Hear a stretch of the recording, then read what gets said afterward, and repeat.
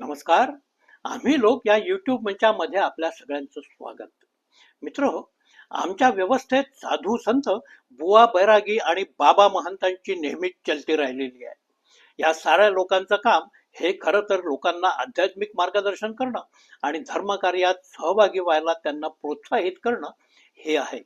जुन्या काळात या वर्गाकडे मोठ्या आदरानं आणि सन्मानानं पाहिलं जात असे. त्यामुळे साऱ्या देशभरात संत महंतांची मोठमोठाली पीठ तयार झाली. समाजातली मोठी शक्ती केंद्रही बनून गेली. या शक्ती केंद्राचा उपयोग नंतर राजकारणासाठी मुक्तपणे व्हायला लागला. हरियाणा सारख्या प्रदेशात जिथं मूर्तीपूजेला फारसा वाव नव्हता, तिथं तर या धर्मप्रचारकांचं महत्व हे अपरंपार वाढलेलं आपण पाहिलं.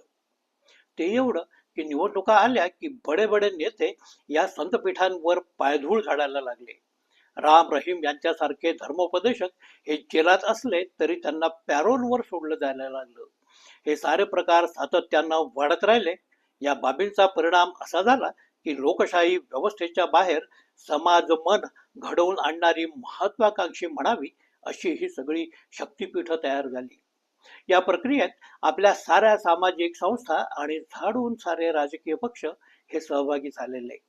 व्यवहारात बोलताना धर्म आणि राजकारणाची सरमिसळ नको असं म्हणणारे लोक तिथं जरूर होते, पण म्हणता म्हणता या धर्म आणि संतपीठांना आपण लोकशाहीच्या छाताडावर केव्हा नेऊन बसवलं हे आपल्यालाही कळलेलं नाही.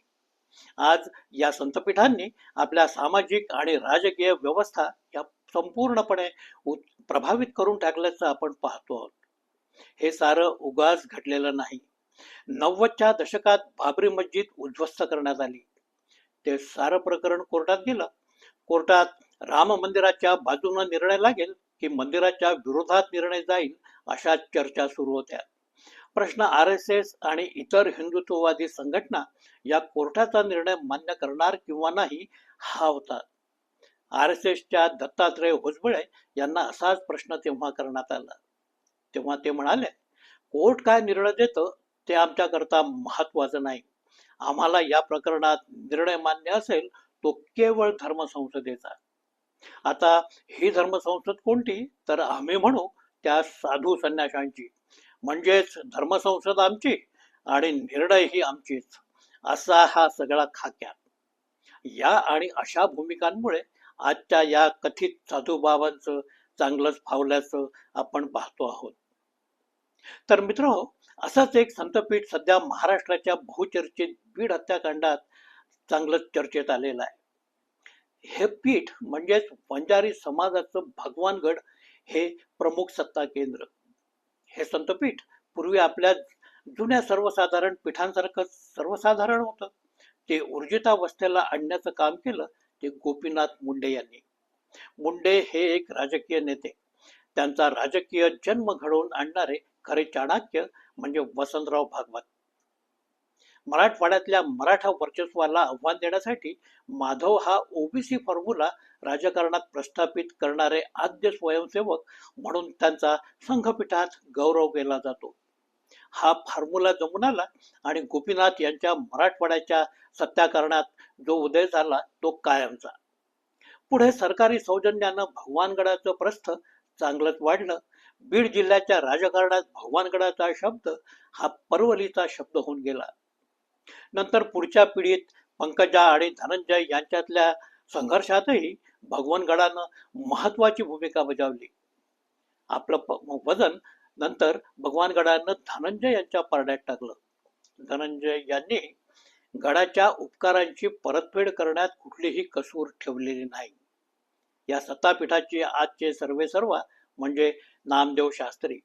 या नामदेव शास्त्र्यांनी आज थेट धनंजय मुंडे यांची बाजू घेत त्यांचीच पाठराखण केली आहे. मसाजोगचे सरपंच देशमुख यांच्या निर्घृण हत्येमध्ये धनंजय मुंडे आणि त्यांचे कट्टर समर्थक मानले जाणारे लोक हे आरोपी आहेत. ही हत्या झाली ती मुळात खंडणी प्रकरणातून, म्हणजेच पैसा उकळण्याच्या प्रकरणांमधून. आज धनंजय मुंडे हे या प्रकरणात चांगलेच अडचणीत आले आहेत. साऱ्या महाराष्ट्रात आज सर्वदूर मुंडे यांच्या राजीनाम्याची मागणी होते आहे. मुंडे यांचं बीडमधलं आर्थिक साम्राज्य कसं उभं झालं, हे साम्राज्य उभं करण्यात वाल्मिक कराड यांचा कसा सहभाग होता आणि या वाल्मिकचे आणि मुंडे यांचे संबंध काय आहेत, या साऱ्या बाबी आज सगळीकडे चर्चेत आहेत.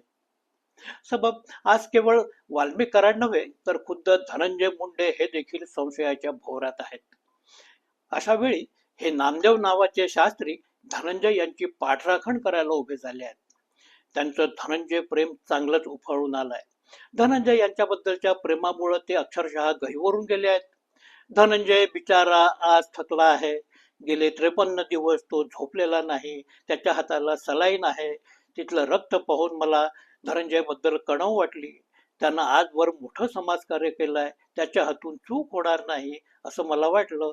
तो भक्त म्हणून भगवान गडावर आला. आपल्या एका भक्ताच्या पाठीशी उभं राहावं म्हणून मी त्याला दिलासा द्यावा म्हणून मी धनंजयची बाजू घेतली, असं हे शास्त्री बुवा आता म्हणतात.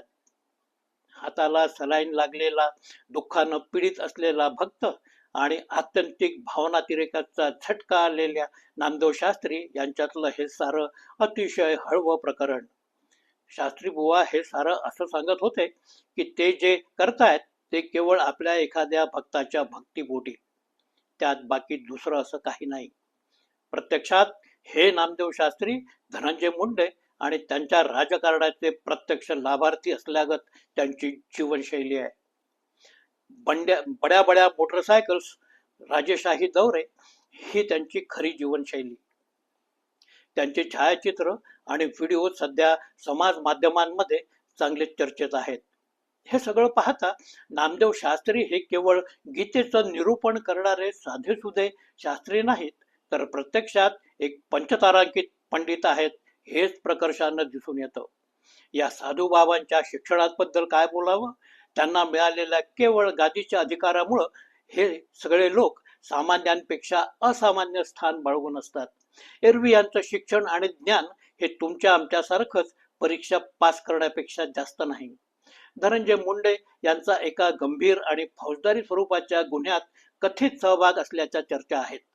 अशा वेळी एखाद्या संतपीठानं त्यांना क्लीन चिट देणं हा तर थेट चौकशी प्रक्रियास प्रभावित करण्याचाच प्रकार, किंबहुना पोलिसांच्या चौकशीत हस्तक्षेप करण्याचाच हा प्रयत्न आहे.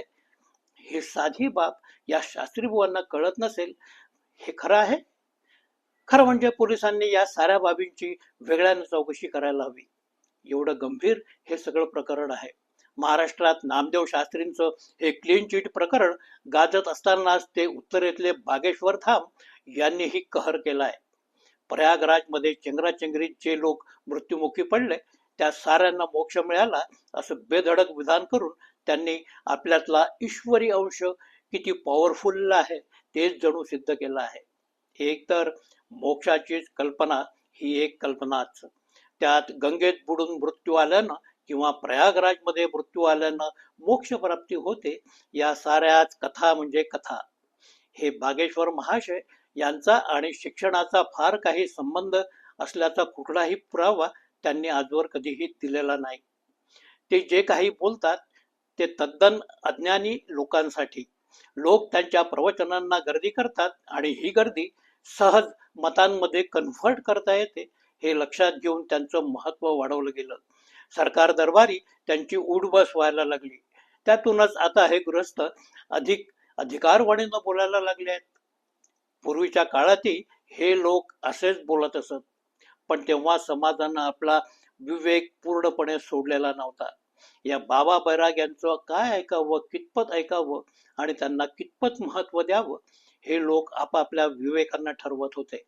आजकाल तसं नाही.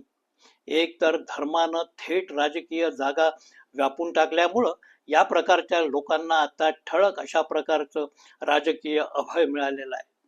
हे काही विचित्र बोलले आणि त्याचा कोणी विरोध केला तर त्यांच्या रक्षणाकरता बजरंगी फौजा आज हजारोंनी तयार आहेत. त्यामुळं हे सारे बाबा बैरागी साधू संतांचं आता चांगलंच फावलेलं आहे. या सगळ्या पार्श्वभूमीवर या लोकांचा आता सामाजिक आणि राजकीय जीवनातला उपद्रव हा चांगलाच जाणवायला लागलाय. ते नामदेव शास्त्री असोत की बाबा बागेश्वर धाम, हे लोक आता जे काही बोलतात ते त्यांच्या धार्मिक आध्यात्मिक चौकटींच्या बाहेरचं आहे. म्हणजेच कथित अध्यात्माच्या आडून आमचं सामाजिक आणि नागर जीवन प्रभावित करण्याचे त्यांचे सारे प्रयत्न आहेत. अशा प्रकरणांमध्ये खरं तर या लोकांवर कायदेशीर कारवाई व्हायला हवी. पण आजच्या साऱ्या सत्ताकारणावर या भोंदू भावांचं मोठंच गारुड आहे. किंबहुना या लोकांनीच हे सत्ताकारण जमवून आणण्यात महत्वाची भूमिका बजावलेली आहे. त्यामुळे सरकारतर्फे यांना चाप बसवला जाईल ही अशी कुठलीही स्थिती आज नाही. आता लोकांनीच त्यांची जागा त्यांना दाखवून द्यायला हवी.